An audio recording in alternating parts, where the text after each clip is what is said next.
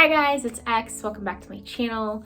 On today's video, it is going to be a message for my fellow healthcare workers, nurses, doctors, anyone else in the healthcare field that works directly related to patient care.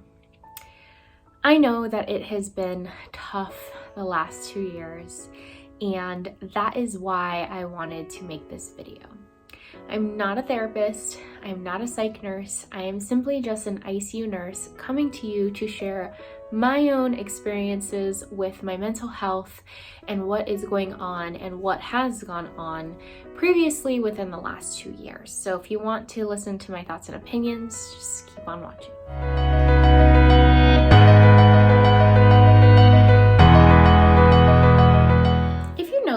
Work with me or previously worked with me as a nurse, you probably know that I am one of the happiest people. I am the person on the unit that smiles, laughs, is constantly told to be quiet because I am too loud in the ICU. The reason for that is because I have personally been through so much trauma in my life, and instead of adding to the negativity in the world, I want to be positive. Sometimes my mom tells me I am too naive and gullible because of this, but I don't want to contribute any more negativity than I've already seen. And that's why through everything previously that I had gone on through, I was able to bounce back, look forward, move ahead, accept the negativity and bad things that have happened to me in my life, and just move forward. But in the end of May of 2021, early June, I mentally felt like I lost it. I was no longer that person. My parents were starting to notice things and tell me, like, you aren't acting yourself, what's wrong with you, like this isn't your normal mindset. And even my own coworker brought it to my attention that I was complaining more than usual, that I was in a bad mood more than usual. And it just snapped, like, wow. Somebody's not telling me to be quiet for once. They're telling me that I'm being negative, and that is simply not who I am. I want this message to help anyone who is treading water. This is my message to you to get out of the water, take a break before you drown. Because that was me last year. I go into work so happy, so excited to take my assignment, figure out what new things I'm going to learn this week. And a particular weekend, I just had it. I showed up to my shift, was told I had to float to the COVID unit, was given an assignment that was less than my acuity. And I saw that there was travelers and registry nurses who were at my level of acuity that was against our contract, and I was livid. I threw a big tantrum, I was crying, I was yelling, like I was not myself. I was very angry this day, and I couldn't calm myself down. Like no matter what I did, I just simply knew that I was walking on a ledge. Mentally, I needed help. I couldn't figure out why I was acting like this. Mentally, I felt broken and I felt like I was dying inside. We all have our own COVID story. We all have our own thing that has happened to us. Some major highlights for me that put me in this mental state was that there was a time last January where I had to personally bag 27 bodies in 3 weeks. Nobody prepares you for death in nursing school, and nobody ever prepares you for the overwhelming amount of death that you see in such a short period of time.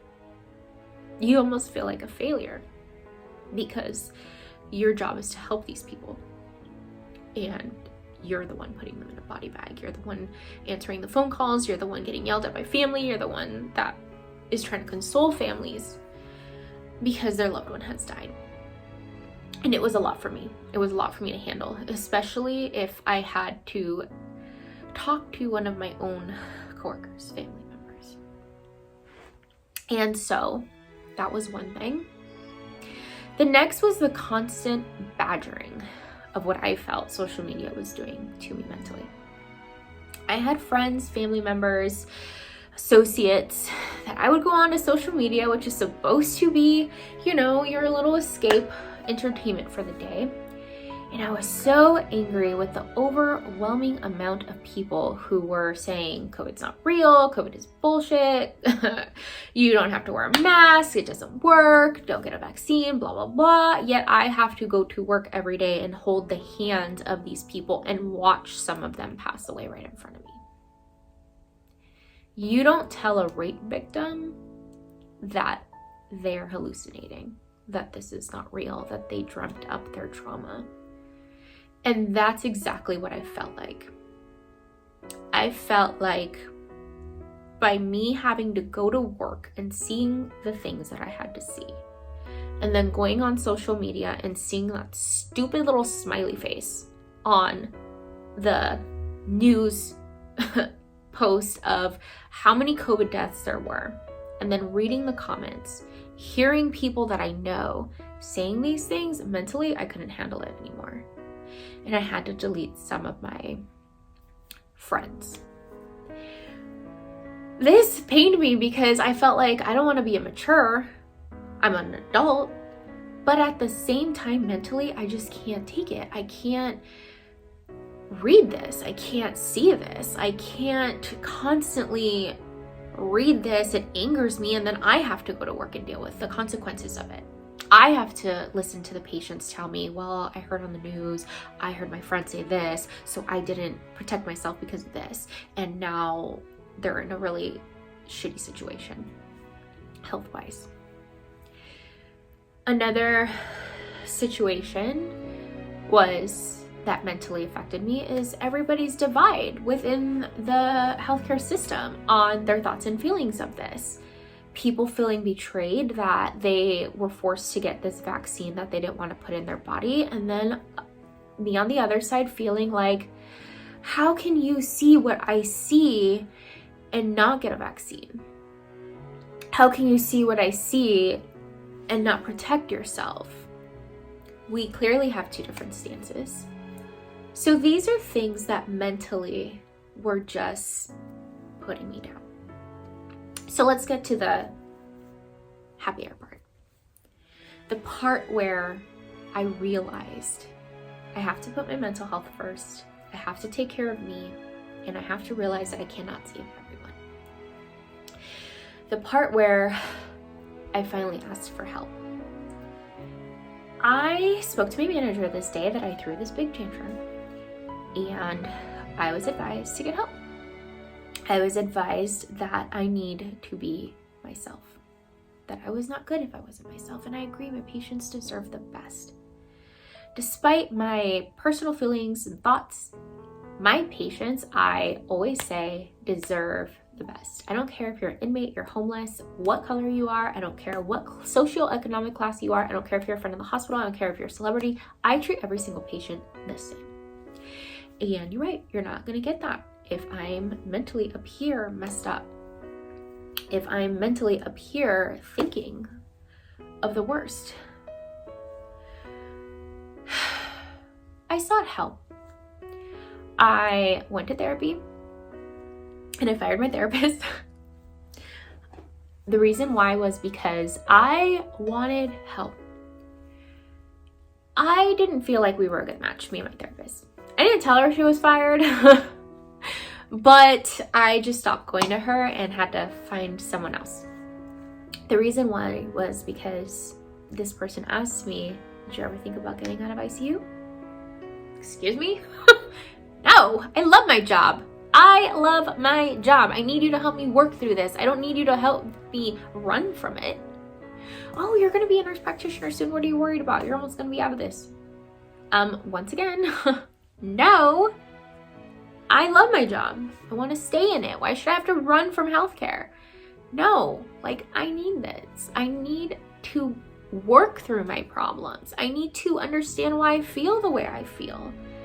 Why, with every other trauma, with every other death, like that was the hard part for me personally that I had to understand, was that if somebody dies from a chronic disease, it hurts if I know them and I took care of them for a long time. But I know that this is the end. I know what the end is for this chronic disease. But when someone dies from COVID, why is it so much more infuriating to me?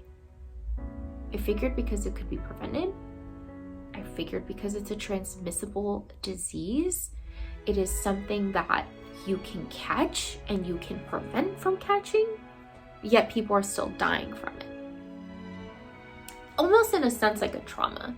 To me, trauma is my favorite type of nursing to do, and the reason why is because these people are healthy people, and one day a series of unfortunate events happens to them, and now you have to work with them mentally, physically, emotionally to get better.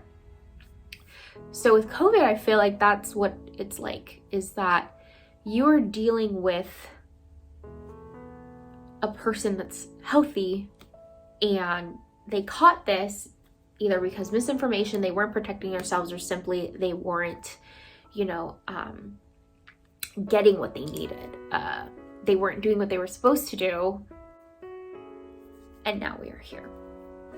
So this was hard for me to understand.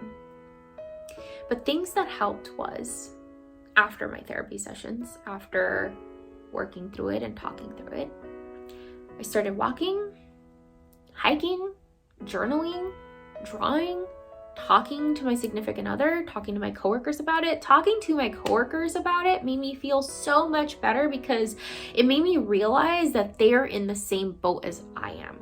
We might have different perspectives of what is going on, but knowing that I wasn't alone in feeling hurt, angry, upset, made me feel a lot better.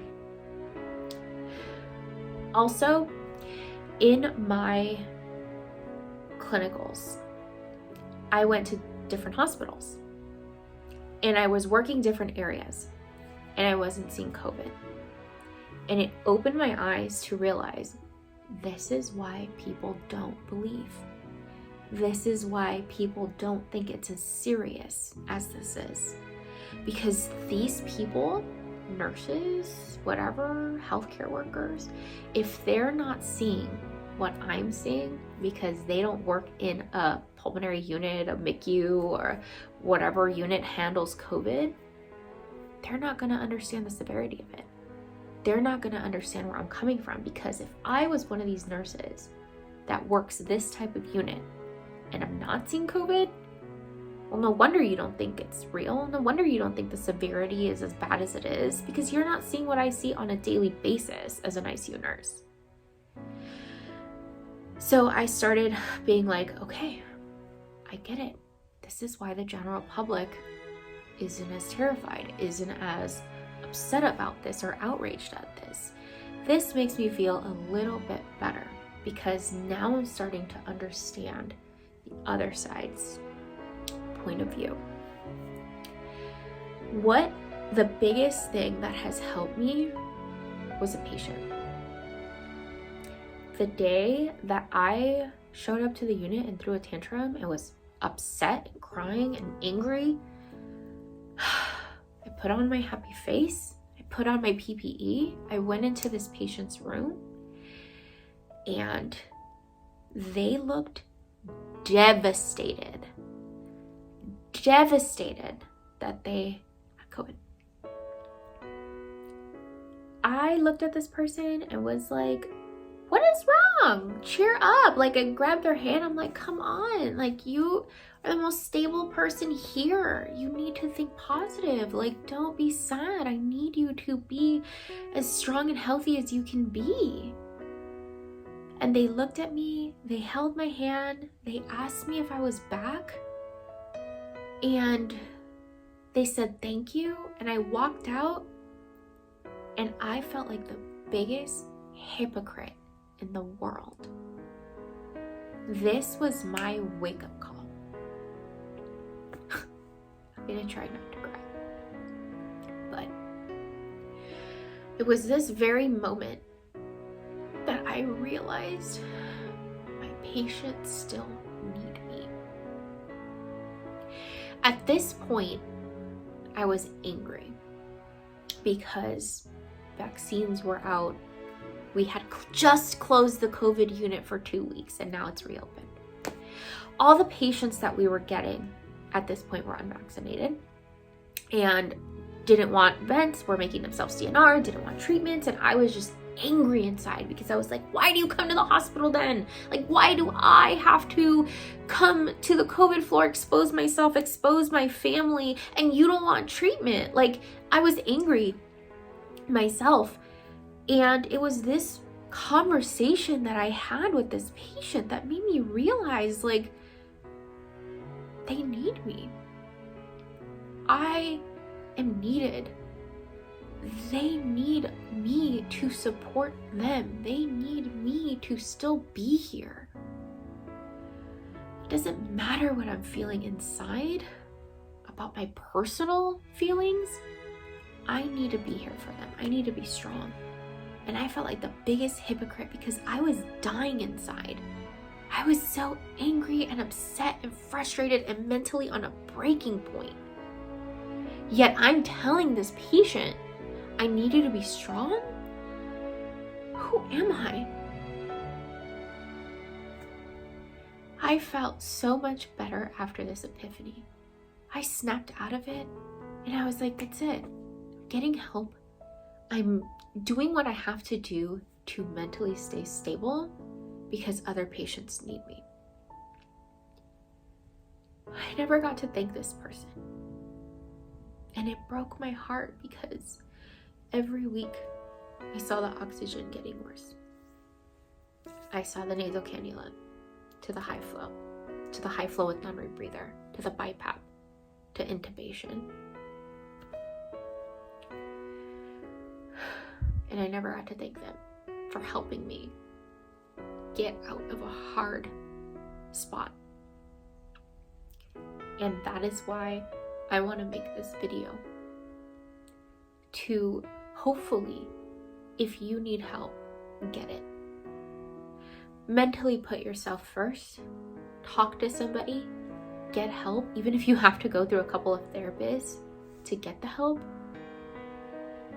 Go on your hikes. Exercising helps me so much because it makes me feel physically better, mentally a little bit better, talking about it to my coworkers, having support groups, like sharing experiences and just talking about it, venting, and moving on. I don't want to have resentment towards my patients. I don't want to be unhappy at work. I don't want to feel like I'm just a body to fill a position. I know how strong I am, how strong I could be, and I know that even the smallest smile, hug can make someone's entire day. So if you feel like you are on that ledge right now, if you are new to healthcare and you didn't experience what we experienced last year, go get your help. Go and talk to somebody. Talk to your coworkers, see how they're doing. Because this is tough. Not everyone is going to think like you. Not everyone is going to be as tough as you are. So if you need to see if your job has EAP, where you get 3 free sessions of therapy, take them. Take them. If you need to spend time with your family, just need a mental break, like go hiking, like pick up a new hobby, do things that make you happy, because we have to learn to have a work-life balance. Right now, my mental state is so good, and I am hoping that even in a couple of weeks, I don't have to take my own advice. But it helped me, these things, like recognizing and seeing, help me get out of my funk. So I'm hoping that if this video at least helps one person go get the help they need, please get it. If you guys have any other thoughts and ideas about getting help, finding a therapist, doing what you need to do to be happy during this time and strong, because we have been facing shitty days and shitty more days are to come. That's just life. But we gotta be right up here, and we have to be here for each other. So, thank you guys. Bye.